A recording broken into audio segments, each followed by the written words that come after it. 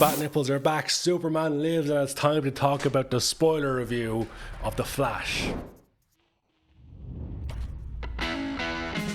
Hey guys, I'm Karl, welcome to my movie film show. Feel free to subscribe down below if you would like to, but we're here today to talk about The Flash, and more importantly, all the spoilers in Flash. Now, just like with my review the other day, I mentioned I don't like Ezra Miller, he shouldn't be in this movie, I don't support him being in this movie, but I do support the many people who worked on this movie, and therefore that's why I'm covering this movie. If you saw my other review, you will know I really enjoyed this movie. Let's get into some of the reasons why. So now I can finally talk about spoilers in this movie, and there's a lot of spoilers in this movie. Obviously, Michael Keaton being back was the big talking point. It was spoiled in the trailers. For months we've known Michael Keaton is back, but we didn't know how in depth. And he's back in major action this one. He gets involved in the fights, he gets involved in the planning. We see the Batmobile, we see him walking around his house, all that. Fantastic, walking around his house, what a highlight.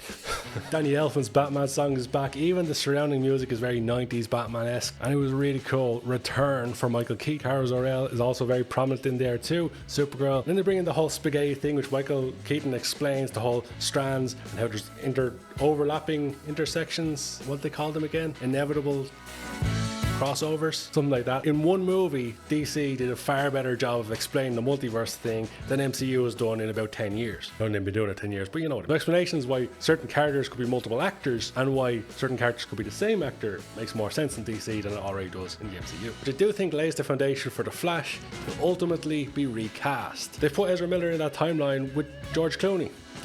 Spoiler alert. Bat nipples are back. That was a huge shock at the end of the movie. I never in a million years would have expected George Clooney to be in this movie because he's kind of the least favourite Batman. Second least favourite, I guess you would say. I don't know. Who's worse? Val Kilmer, George Clooney. Bat nipples or whatever the hell was in Val Kilmer's movie. And I did skip right to the end of the movie there, but that was one of the most shocking things in this movie. It definitely got a laugh from me. It definitely blew me away because even when he was speaking on the phone to him just before he appears, it sounded like Michael Keaton's voice to me. But it could be a case of we get a new Flash in the future. I think it's definitely needed, and I think a lot of people will be very happy if that did happen. We're getting to the point where they're fighting Zod, and ultimately the bad guys start to win, something that doesn't happen very often in movies. It was a huge shock when Karl Zor-El gets stabbed. This is the spoiler review, you're getting all the spoilers. And it was an even bigger shock when Michael Keaton gets killed twice. And then we start to realize this is one of those intersections, the unavoidable intersection, whatever it was called, inevitable crossovers, inevitable intersections, something like that. It was one of those moments that had to happen in every timeline, like canon events they introduced in Spider-Verse recently. There was no escaping those moments. No matter how many times they went back and what they changed, the characters would always die. And I loved the little interaction between Flash and Batman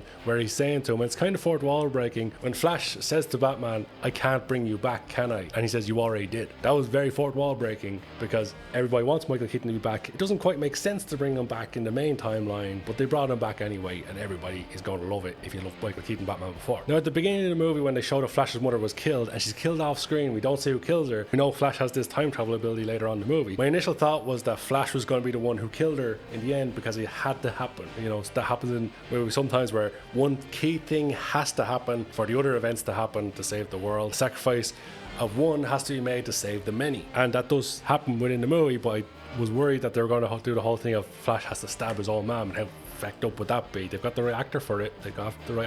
The main story points were really strong throughout the movie. The movie is super entertaining. As I said in my earlier review a few days ago, the pacing of the movie was fantastic from my opinion. The movie absolutely flew by. 2.5 hour movie felt like less than an hour to me because all of a sudden we were at the final battle and I'd just been enthralled with the whole movie. So much happening, so many nostalgia hits, and what some cynical people call fan service as if that's a negative. I don't see why seeing stuff from your past and bringing back characters and bringing relevance back to characters isn't a good thing, especially in superhero movies. Obviously there was one major event, or many major events at the end of the movie, where there was homages paid to Superman of the past, Batman of the past, and even a Superman we never got to see. Nick fucking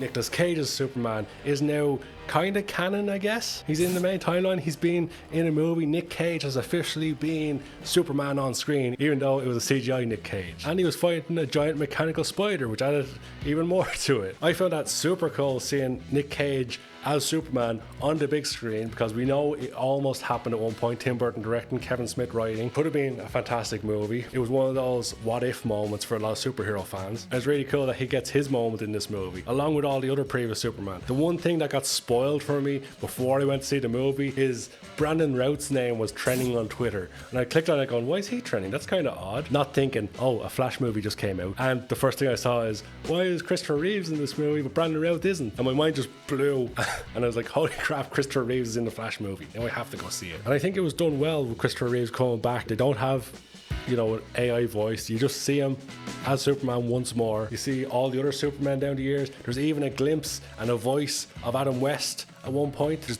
pretty damn cool, in my opinion, the best Batman of all. And it was really cool to see all those previous iterations of the superheroes that many of us loved down the years, showing that they're all connected, that they're all out there in all these different little worlds connected to each other. But the Nick Cage one is the one that absolutely blew my mind and left me completely gobsmacked. I think I've hit every spoiler, pretty much, most of them. Now, I do have one theory regarding the whole Brandon Routh thing. George Clooney came back as Batman, arguably everybody's least favourite Batman, or second least favourite Batman. Or maybe you love the whole cheesy George Clooney Batman with the bat nipples and the back credit card, he never leaves the home without. But if George Clooney is back as Batman, what's stopping Brandon Routh being back as Superman? And then you've got a Justice League with George Clooney Batman, Brandon Routh Superman, and Ezra Miller as the Flash.